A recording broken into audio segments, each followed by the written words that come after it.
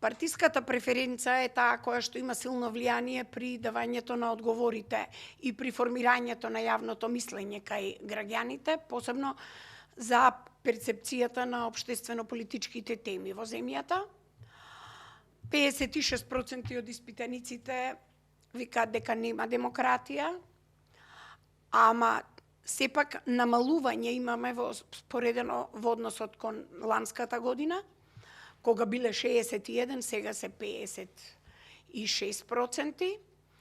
Исто такво намалување имаме на општото незадоволство кое што се одсликува преку мислењето на граѓаните за тоа каде била Македонија во 2022 година, мислеле 72% не се задоволни во која насока се движи Македонија, додека сега 62%, што значи имаме некакво намалување кон тоа општо незадоволство.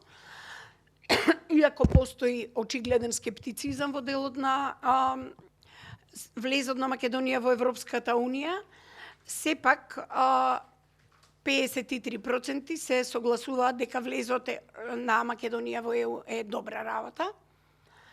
30% од испитаниците мислат дека Македонија никогаш нема да влезе во ЕУ. 12% сметаат дека тоа ќе се случи за 5 до 9 години. 10% сметаат дека ќе се случи во наредните 5 години и така натаму, да не ви ги читам, ги имате бројките, се надевам дека може да се гледа или не е матна. Она што беше очигледно, мислам, според расположението на граѓаните, а тоа е дека, за жал, Бугарија, соседна Бугарија, се смета за најголема закана со 79% од испитаниците тоа го одговориле. И тоа овој одговор е најчест помеѓу етничките македонци. 44% од македонците одговориле дека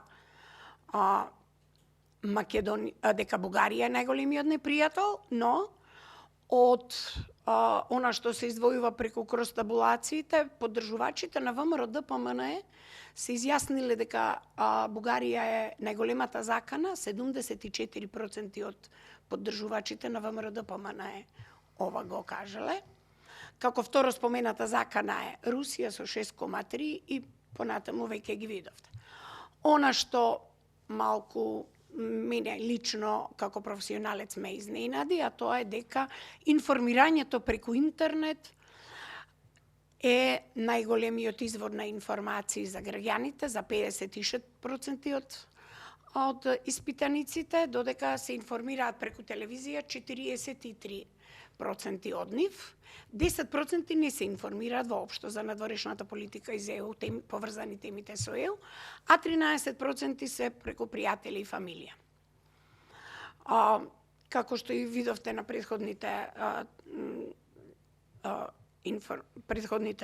слайдови, социјалните мрежи се највисоко рангиран извор и најважен за политички информации, каде што 87% од оние кои што се информираат преку интернет, тоа го прават преку социјалните мрежи, а онлайн порталите се значително послабо тука рангирани, со освоени 24% од максималниот скор.